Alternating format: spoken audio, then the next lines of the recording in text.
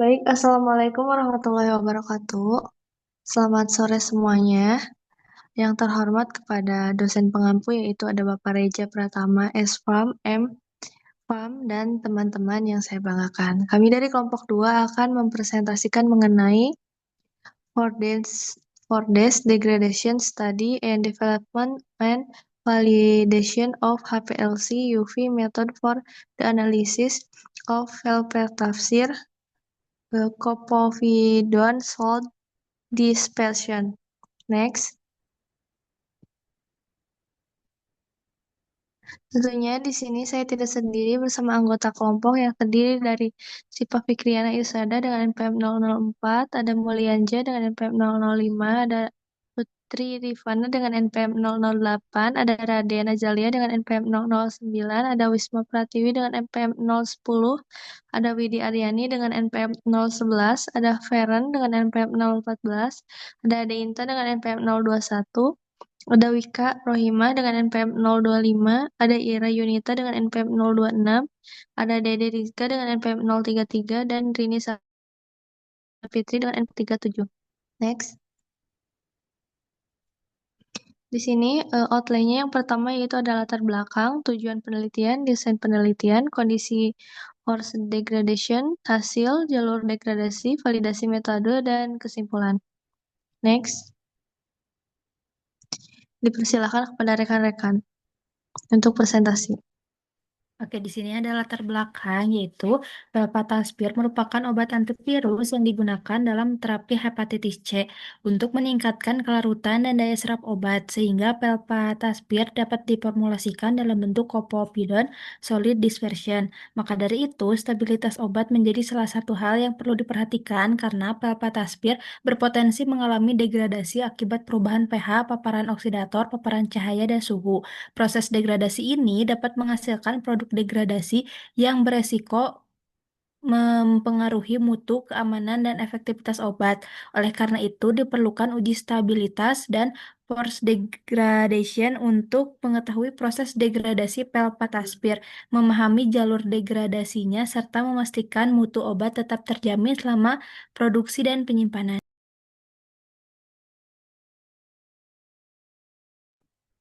Baik, di sini ada tujuan penelitian, di mana tujuan ini untuk mengembangkan dan memvalidasi metode HPLC UV yang bersifat stability indexing untuk menganalisis velpastafir copovidon solid dispersion melalui studi degradasi paksam sesuai pedoman ICH serta mengidentifikasi dan mengkuantifikasi impuritas proses dan produk degradasinya guna mendukung evaluasi stabilitas dan pengendalian mutu.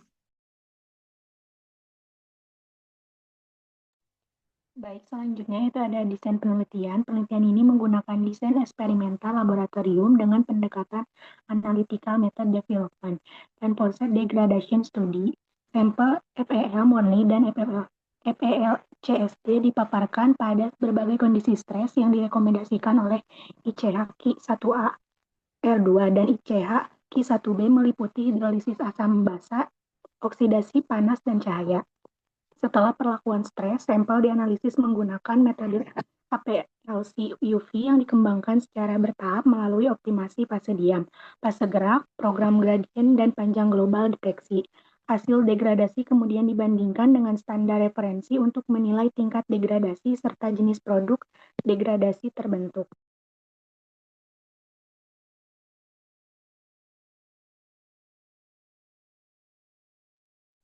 Kemudian di sini ada kondisi forced degradation. Yang pertama itu adalah hidrolisis asam atau acidic acidic hydrolysis dengan reagen 5M HCl. Kemudian perlakuannya yaitu di reflux selama 4-8 jam. Untuk hasil degradasi sekitar 16-20% degradasi dengan produk degradasi utama yaitu DP3, DP7, dan DP8. Untuk prinsipnya yaitu kondisi asam mempercepat pemutusan ikatan amida atau ester yang kemudian fragmentasi struktur FeL. Yang kedua yaitu hidrolisis basa atau alkali hidrolisis dengan reagen 1M NaOH dengan perlakuan di reflux 4-8 jam. dengan hasil degradasi yaitu kurang lebih 16-20% dengan produk degradasi utama yaitu DP3 dan DP6. Untuk prinsipnya yaitu basa lebih agresif terhadap gugus ester atau karbamat dan dapat menyebabkan ring opening. Selanjutnya ada degradasi oksidasi menggunakan H2O2 sebanyak 10%. Bertujuan untuk menilai kerentanan senyawa terhadap oksidasi, misalnya oleh oksigen dan atau radikal bebas, yang sering terjadi selama penyimpanan jangka panjang. Yang keempat ada stress thermal atau thermal degradation. Suhunya itu 105 derajat Celcius dan 80 derajat Celcius atau 75% RH. Untuk durasinya itu 24 jam dan hasilnya tidak terjadi degradasi signifikan. Dan prinsipnya yaitu menunjukkan kestabilan terhadap panas jika tidak terkena cahaya.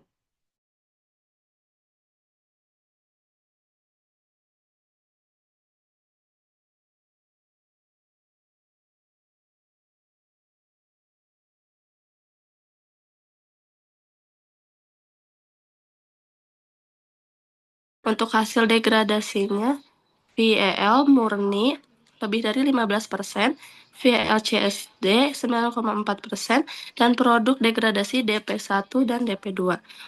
Yang selanjutnya ada kondisi netral atau neutral stability, penyimpanan larutan pada room temperatur 2-8 derajat Celcius dengan hasil stabil tidak terdegradasi. Selanjutnya di sini ada hasil di mana pada gambar 3 dan gambar 6 kromatogram menunjukkan perbandingan antara FeL standar dan FeL setelah kondisi stres. Pada kondisi asam dan basa muncul puncak baru yang menunjukkan pembentukan DP3, DP6, DP7, dan DP8. Pada kondisi oksidatif terlihat peningkatan jumlah puncak degradasi yaitu DP1, DP2, DP4, dan DP5. Pada kondisi fotolitik yaitu terdeteksi DP1 dan DP2. Pada kondisi termal, tidak terlihat adanya puncak degradasi baru. Next. Di sini juga ada gambar 7 yang dimana grafik menunjukkan bahwa felpatasfir mengalami degradasi paling tinggi pada kondisi oksidatif dengan persentase sekitar 37-40%. Pada kondisi asam dan basa, degradasi berada pada kisaran 16-20%. Paparan cahayanya menyebabkan degradasi lebih tinggi dari 15% pada FeL murni dan sekitar 9,4% pada FeL-C. Pada kondisi termal dan penyimpanannya netral tidak terdeteksi degradasi yang signifikan. Next. Selanjutnya, spektrum UV menunjukkan bahwa felpatasfir, impurities, dan degradation produk memiliki pola serapan yang hampir sama karena struktur kimianya mirip.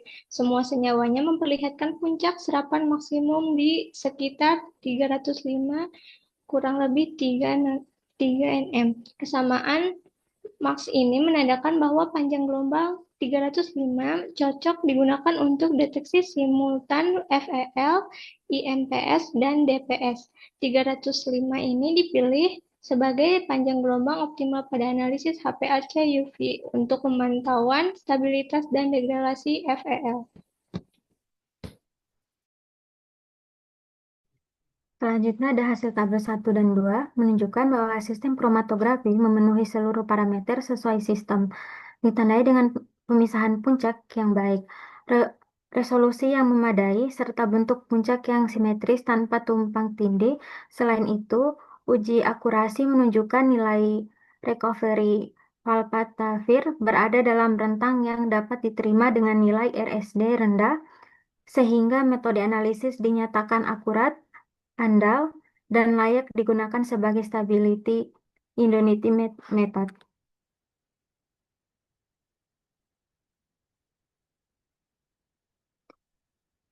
Selanjutnya ada metode HPLC menunjukkan presisi yang sangat baik untuk FeL dengan RSD kurang sama dengan 0,22%. Presisi untuk impuritas produk degradasi berada dalam batas yang dapat diterima besar 10%. Nilai koefisien korelasi besar 0,99 untuk FeL dan seluruh impuritas atau produk degradasi menunjukkan linearitas sangat baik. Nilai LOD dan LOQ rendah menandakan metode cukup sensitif untuk mendeteksi kadar kecil. Secara keseluruhan, metode dinyatakan presisi, linear, dan layak digunakan sebagai stability endocrine method.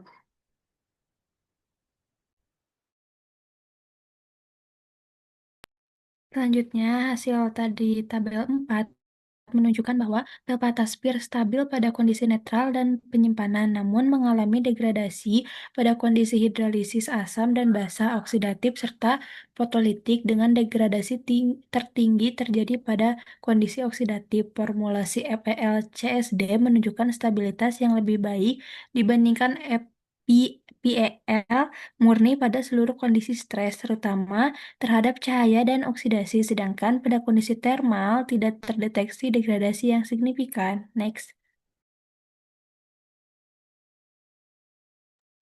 Kemudian di sini ada jalur degradasi, ada 8 jenis jalur degradasi, di mana FeL ini terurai menjadi 4 DP, yaitu DP1, DP2, dan DP4, dan juga DP5 dalam studi oksidatif.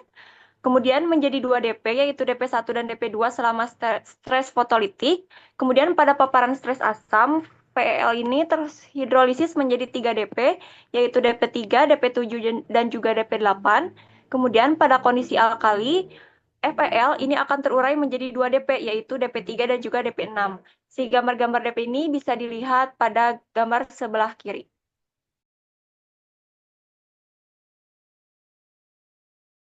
Kemudian selanjutnya ada validasi metode. Yang pertama itu sistem suitability, yang tujuannya untuk memastikan sistem HPLC dan metode yang dioptimalkan bekerja dengan baik sebelum analisis sampel dilakukan. Di sini ada tabelnya dan parameter yang dievaluasi itu yang pertama ada persen RSD, di mana RSD FL-nya itu kurang dari sama dengan 2% dan RSD impuritas atau DP-nya kurang dari sama dengan 10%. Efisiensi kolomnya baik dengan nilai N lebih dari 3000 dan puncak simetris dengan nilai AS mendekati 1 dan faktor retensinya baik dengan nilai K lebih dari 2. Dapat disimpulkan bahwa sistem kromatografinya layak digunakan. Kemudian yang kedua ada presisi, tujuannya untuk menguji konsistensi dari pengujian berulang. Parameter yang dievaluasinya itu nilai persen RSD, di mana menurut tabel di atas itu menunjukkan untuk saat aktifnya FeL-nya itu kurang dari sama dengan 2% dan untuk impuritasnya kurang dari sama dengan 10%, di mana hasil menunjukkan nilai konsistensi dan tidak menunjukkan perbedaan yang signifikan. Next, yang ketiga ada spesifisitas, di mana tujuannya untuk membuktikan bahwa metode mampu memisahkan file dari impuritas, produk degradasi, dan komponen lainnya. Dievaluasi ini menggunakan chromatogram force degradation dan uji dilakukan pada kondisi panas, asam, basa, oksidasi, dan cahaya. Puncak PEL-nya itu terpisah dari impuritas dan produk degradasi. Yang keempat ada robustness, yaitu tujuannya untuk memastikan metode tetap stabil dan konsisten meski terjadi perubahan kecil pada saat kondisi analisis. Berikut tabelnya, metode uji yang digunakannya itu dengan sedikit perubahan kondisi HPLC, terutama pada flow rate dan komposisi fase gerak. Hasilnya menunjukkan bahwa nilai PNRS di PEL itu kurang dari sama dengan 2%. Sedangkan impuritas kurang dari sama dengan 10% dan kesimpulannya itu metode yang digunakan itu stabil. Kemudian yang kelima ada recovery yang tujuannya itu untuk melihat ketetapan metode dalam mengukur kadar velpatasvir dan degradation produk dalam matriks sampel. Hasilnya itu menunjukkan rentang konsentrasi 20-120%. Untuk recovery FL-nya itu 98 sampai 102% dan degradation produknya itu kurang lebih 20% dan RSD-nya itu memenuhi kriteria akurasi dapat diterima. Yang keenam ada linearitas, itu tujuannya untuk menilai hubungan linear antara konsentrasi analit dan respon detektor UV. FEL ini dan seluruh produk degradasi menunjukkan hubungan linear pada rentang konsentrasi yang diuji dengan nilai koefisien kolerasi atau R yang lebih besar sama dengan 0,99. Kemudian yang ketujuh ada limit of detection atau LOD dan limit of quantification atau LOQ. Tujuannya itu untuk menentukan batas terendah analit yang masih dapat dideteksi dan dikuantifikasi secara tepat. Untuk evaluasinya berdasarkan standar deviasi dari respon dan kemiringan kurva kalibrasi. Hasilnya itu menunjukkan FEL LOD-nya itu 0,16 mikrogram per mili dan LOQ-nya itu 0,05 mikrogram per mili.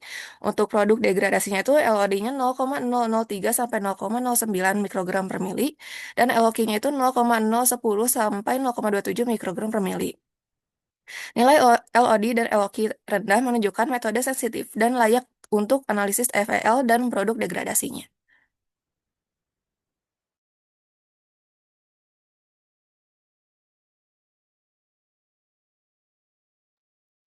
Baik, jadi dapat disimpulkan bahwa pel peptasir mengalami degradasi pada kondisi asam, basa, dan paparan cahaya.